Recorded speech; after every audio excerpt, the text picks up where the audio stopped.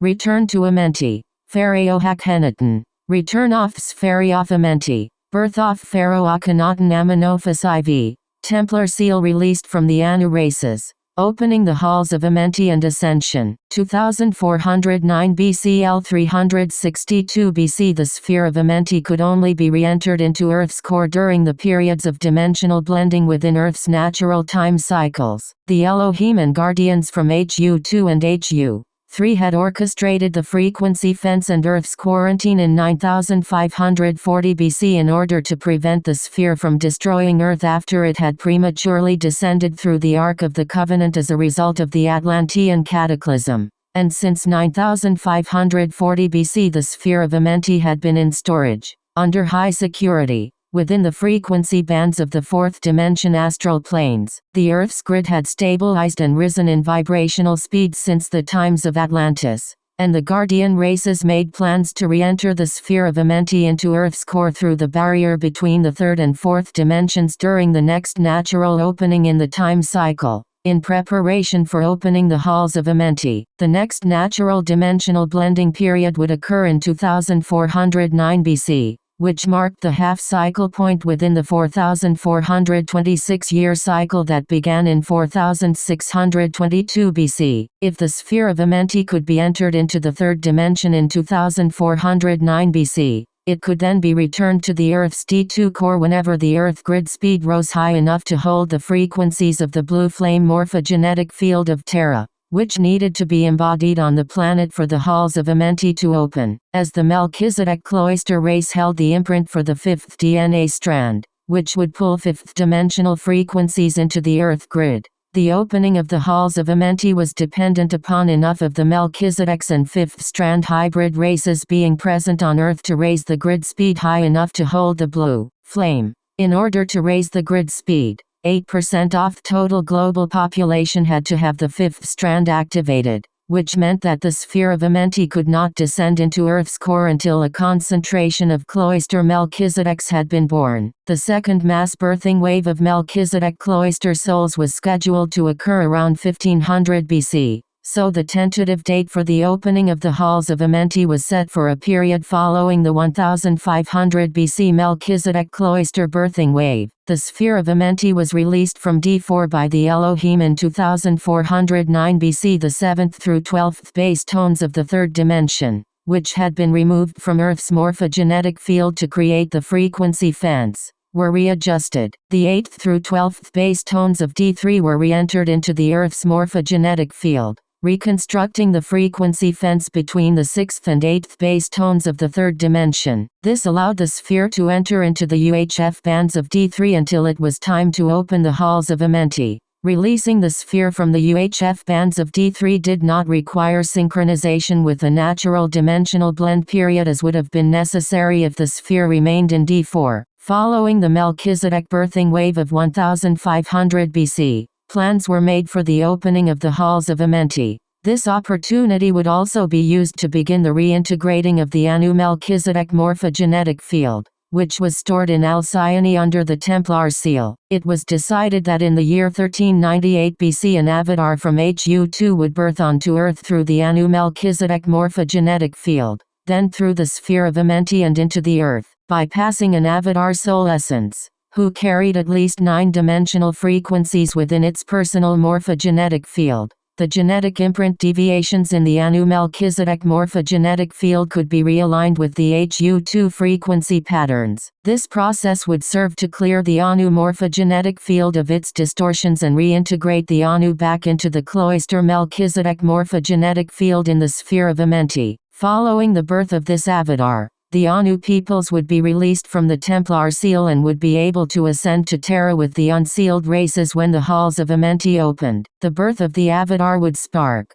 or quickly raise the frequency of the Earth grid, which would in turn cause the Earth core vibrational rate to increase. So a spark would be released from the Earth core into the Ark of the Covenant, thereby releasing the sphere of Amenti into the Earth core. The avatar chosen for this project was a pure Anunnaki soul essence appointed by the Syrian Council from HU2. It was necessary for an Anunnaki to serve this role in order to realign the Annu genetic imprint to its original order. The avatar was born in 1398 BC, in the city of Thebes, Egypt, as the son of Osiris' Egyptian father and Annu Melchizedek mother. This child became known as Amenophis IV, son of Pharaoh Amenophis III and Queen Ti. When the child was grown, he changed his name to Akhenaten 1366 BC and began the Atenist movement within the Egyptian New Kingdom dynastic line. At the birth of Akhenaten in 1398 BC, the Ark of the Covenant was opened and the sphere of Amenti descended into earth core from the UHF bands of D3. 12 years later,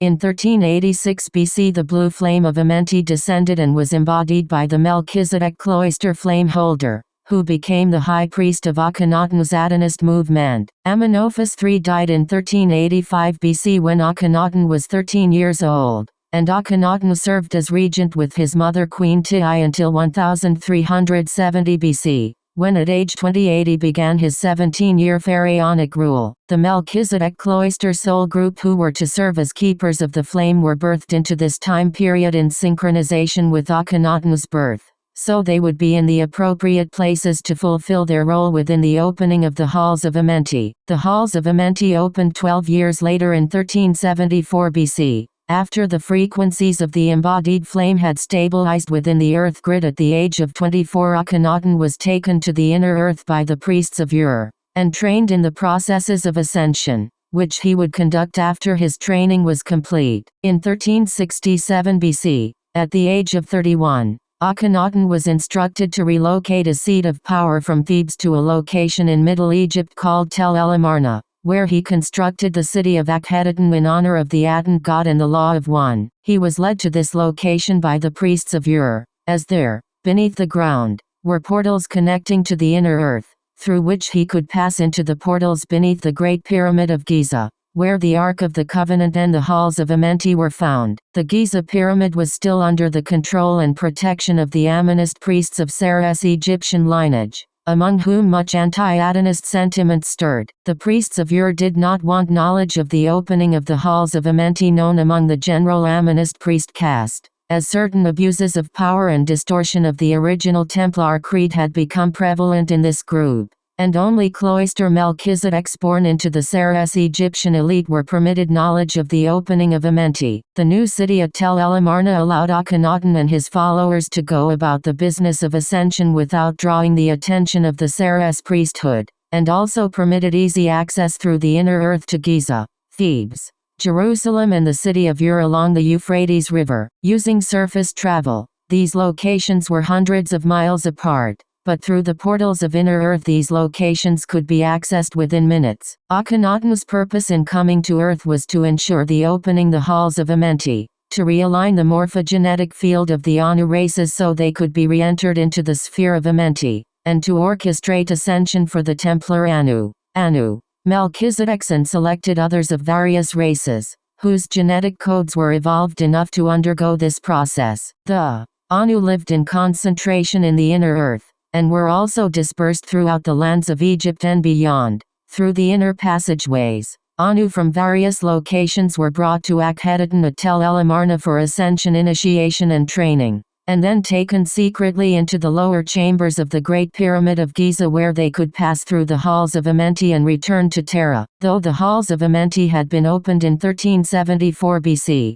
Akhenaten did not begin ascension practices until 1367 BC, when his sanctuary at Akhenaten had been prepared and his training with the priests of Ur had been completed. For 5 years, between 1367 BC and 1362 BC, Akhenaten successfully trained and ascended several thousand people through the Halls of Amenti, secretly and without incident, though his spiritual commitments left him little time or concern for the more mundane earthly affairs of politics, which made him highly unpopular among the general Egyptian populace. He was quite successful in fulfilling his purposes for incarnating on earth, and was held in high esteem by the peoples of inner earth and the surface dwellers who understood the significance of his work. His success was, however, short-lived, as his less desirable character leanings of arrogance, intolerance for the beliefs of others and favoritism toward the Annu peoples brought an early end to his achievements.